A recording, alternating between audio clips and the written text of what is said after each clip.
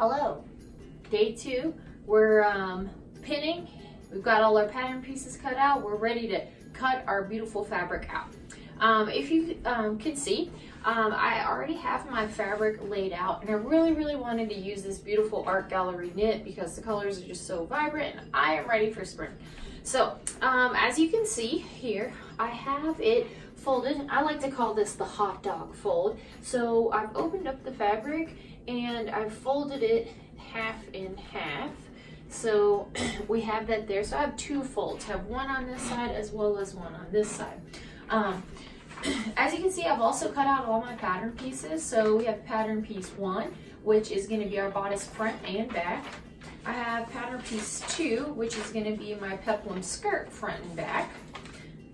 I've got my piece 3, which is my short sleeve cuff, as well as piece 4, which is my long sleeve. And then piece 5 is just for the basic tee option. So we're going to put that one as well as the long sleeve option to the side because we're not going to use that today. If you look on page 4 of your map, it's going to give you a couple of diagrams to work through, but I don't think that cutting diagrams are all that important. And let me tell you why. All pattern pieces, no matter what pattern pieces you get, they're going to tell you exactly what you need on the pattern piece. So for example, on pattern piece 2, we've got the peplum skirt front and back, and it says cut to unfold, and then you've also got these markings here that are going to tell you exactly where you want to put it on the fold.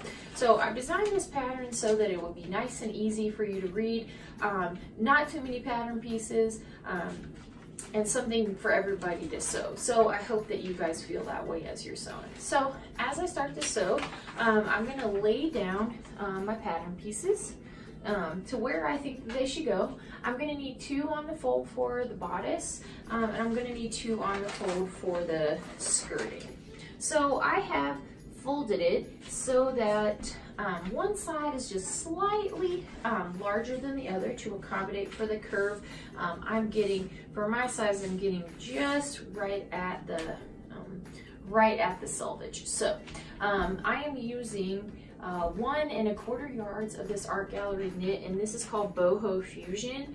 And as I talked about in my blog post, I love the art gallery knits because they have 95% cotton, 5% spandex. They hold their form. They're really easy to work with. They're not too thin. They're not too thick, and they're just happiness for everybody. So I'm going to go ahead and lay out my pieces. We're going to save piece 3 for last.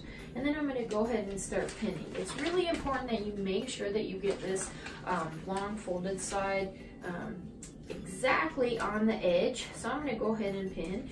You also want to make sure that when you pin, that you are pinning parallel to the edge of your pattern piece. We don't want any pins sticking out so that they get in the way when we're cutting. Okay, so I'm going to go around and do a few pins all around, make sure that my edges are nice and secure.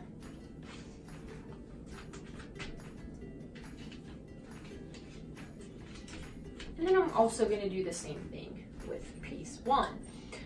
Once I have those pinned down, I'm then going to go ahead and cut them out. So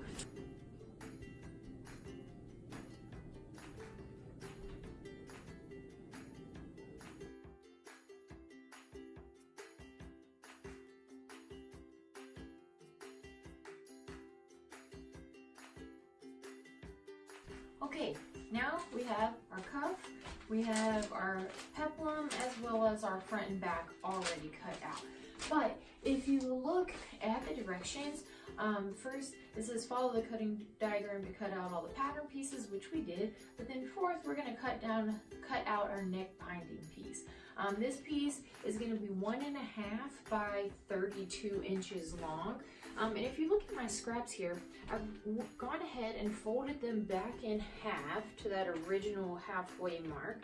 And I put the wrong side face up just because it's easier to mark on that. So I'm going to take take my ruler, and I'm using a friction pin. If you've not ever used one before, you should definitely check them out. They're just basically erasable pins. They were not designed for sewing, but the fun thing about them is when you iron onto your fabric, it makes everything go away. So I am a lover of the friction pin, and they come in all kinds of colors, so it doesn't really matter what color your fabric is. So we're gonna go ahead and trace out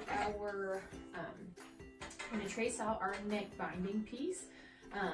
So that's gonna be 1.5 inches wide. So I'm gonna go ahead, and what I'm doing here is on this side right here is my fold. As you can see, this is my selvage, and I'm gonna measure from the fold. If we just divide 32 in half, that's gonna give us 16. So I am going to put my 16 on that folded edge.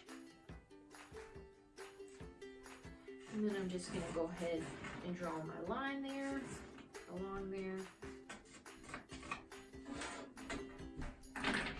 Now once I have it already drawn out, I'm just gonna cut on that line.